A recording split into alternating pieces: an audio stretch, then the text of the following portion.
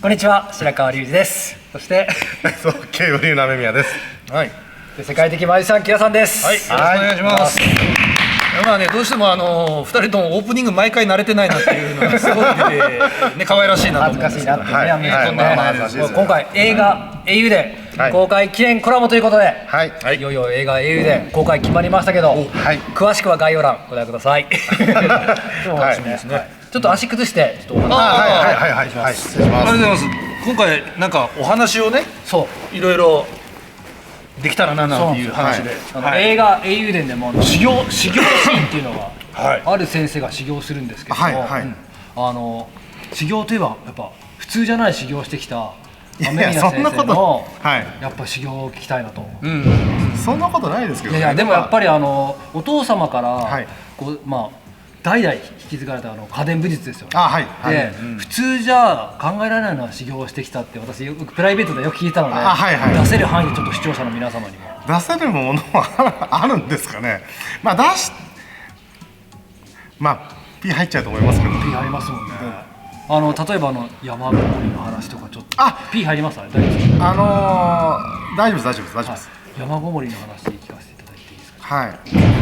普通ね、キラさん、合気道で厳しい修行してるの山ごもりしないですよね。いや、誰一人やってないと思いますよ。空手バカ一代で山ごもりが流行ってやったっていうのはよく聞きますけど、空手家の人は。そうですね。でも雨宮先生本当に空手バカ一代の影響じゃなくてやってたんですもんね。そうです。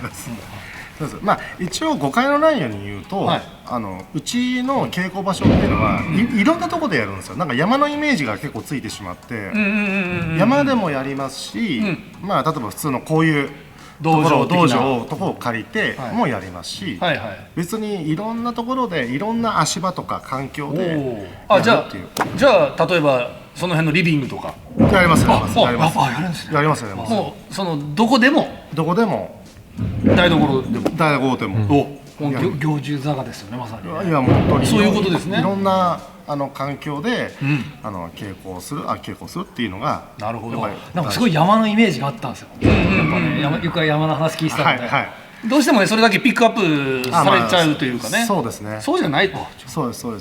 山の修行っていうのは何歳ぐらいの時に行かれたんですか、最初。多分小学校入ってからですね。でも小学校。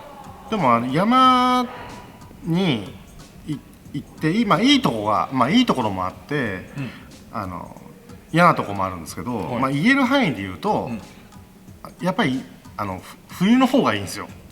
夏より。冬の方が危険って言いますよね、山は。一般的には。そうですね。それは修行をするにあたってということですか。はい。修行するにあたって、環境的にどういうことだろう。もう夏行くともう虫すごいんですよ。なるほど。もう虫がもう蚊とかもういっぱいいるじゃないですか。まあそうですね。寝れないですよ。なるほど、夜寝れないし、じっとねしてると刺されちゃうじゃないですか。まあそうですね。だからやっぱり冬の方が虫少ないですし、今過ごしやすいですよね。でも冬の場合、泊まる場合ってかなり危険じゃないですか。寒さ対策的に。そうですよね。それは別に山ごもりって言っても別に映画とかドラマとかに出てくるあんな感じじゃないんで、別にテントも張りますし。なるほどね。そうですよね。その辺に寝てるわけじゃないんですよ。いや、そうです。その辺に寝てるわけじゃない。なるほどね。で山に入ってどのような実際修行されてたんですか。一番いいところはその五感が鋭くなってくるんですよ。五感が研ぎ澄まされる。そうなんです。で簡単に言うと、そのご飯的な非常食は持っていくんですけど、基本的には現地調達というか。そうなんですね。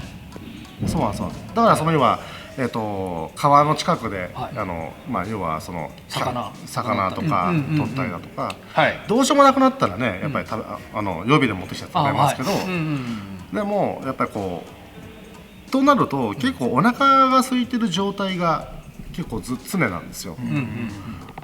お腹が空いててそうなのか、山の中にいるからそうなのかわかんないですけど、その五感が冴えてきて、で例えば何日かいるとこのまあ人にもよるかもしれませんけど、空気が濃かったり薄かったりとかっていうのが、その要は高低差じゃなくて、その場所によってあったりとかするんですよ。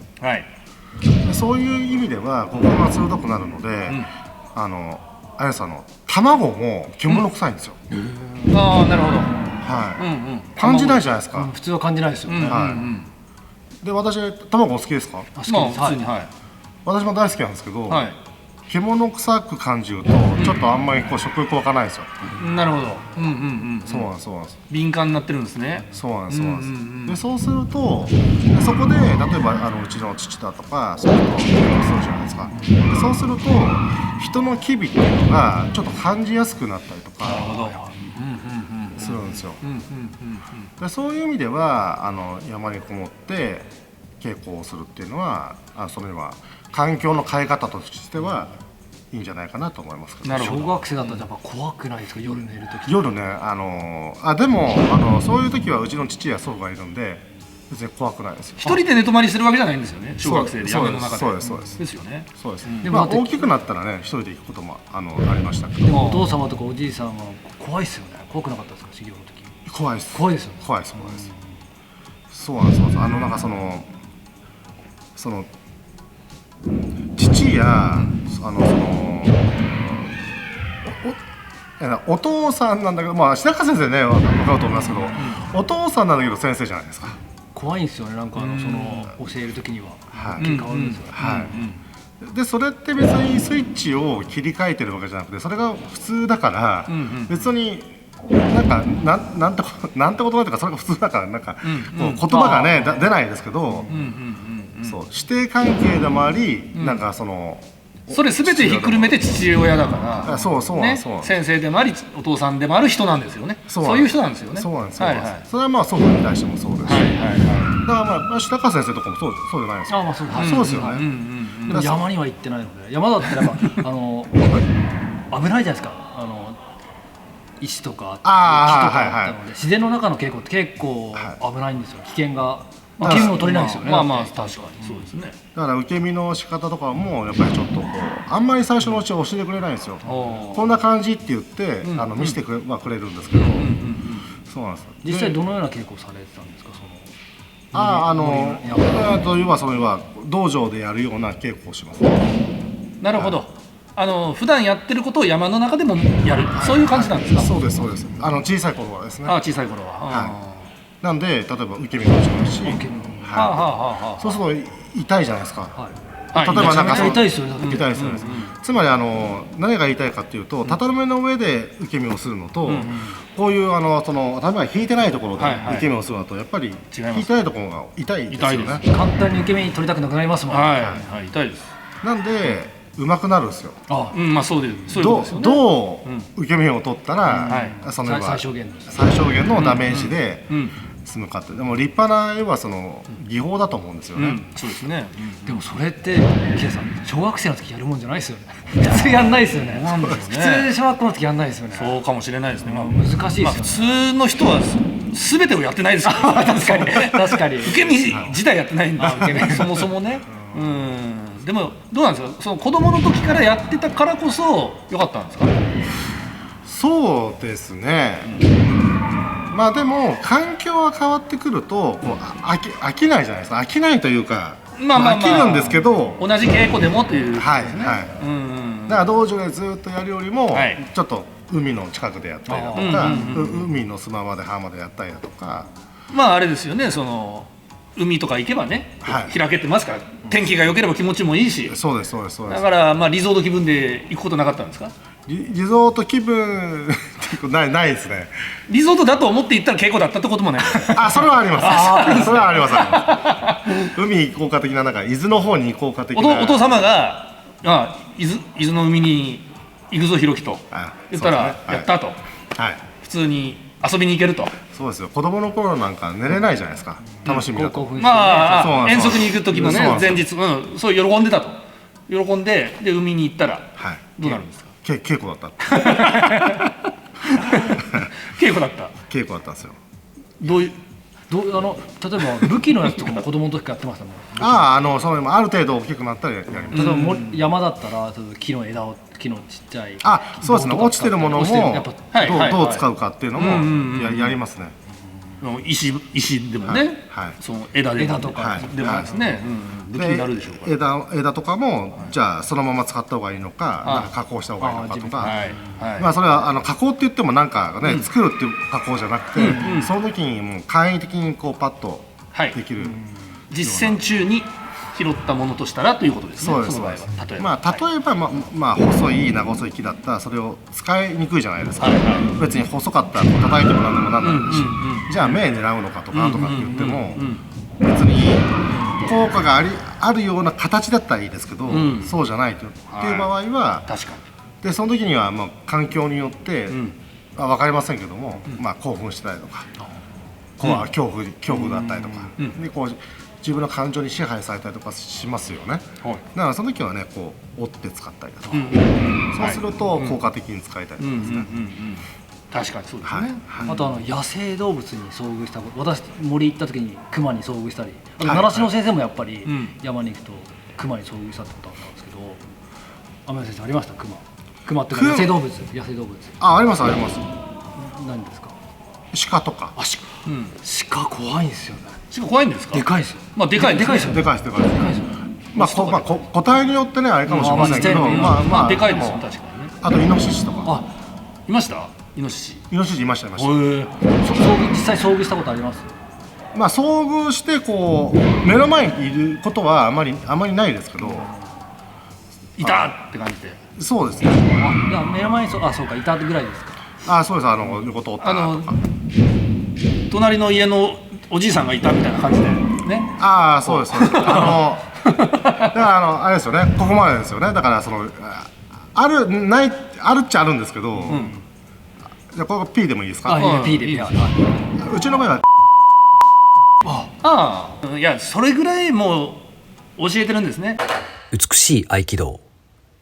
ということで、今回は後半ちょっと P とか使えない部分たくさんありましたけど、そうですね。でもびっくりするし、でもそれがやっぱ今の雨宮先生を作ってるって分かりますね。僕がやっぱこういうのを聞いた感想は、雨宮家がこう脈々と受け継いできたこの教育方針を含めてね、何をこう伝承していくのか、受け継いでいくのかとかっていうのが、その根底にあるものが何なのかっていうのがなんとなく感じられるんですよね。だからそれを僕はなんか聞いててすごく共感する部分、僕が知ってるわけじゃないんですよ。なんかすごくそっちの方がいいよなって賛同できる部分はなんかすごく感じますね。子供の時にそういうのをね体験するとすごいいい教育ですよね。別にそれを武道武術じゃ関係なくても非常にいい教育になるなと今思いました。ありがとうございます。この人間が大自然の中で生きていくっていうね、この人間らしさをどう伝えていってるのかなっていう気がしますね。やっぱね人間は自然の中で生きてきたので、今は文明が発達してますけど、やっぱその中でやっぱこういうね小さい時にいい教育、辛かったと思うんですけど子供時代は、でも大人になって聞くとすごいいい教育受けてきたなと思いました。ありがとうございます。そう言っていただけると本当にそんな気がします。ということでもう貴重な雨宮先生の子供時代の言える範囲ですけどね、任せる範囲ですけど修行時代の貴重な修行時代の経験聞きました。ありがとうございます。ありがとうございます。ということで今回また映画英雄伝コラボということで皆さんぜひ映画英雄伝もよろしくお願いします。雨宮先生すごいかっこよくて怖いです。楽しみです。ぜひご覧ください。ご視聴ありがとうございました。ありがとうございました。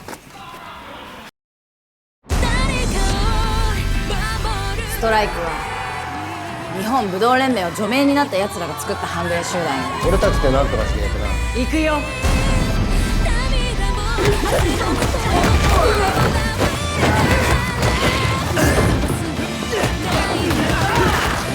わ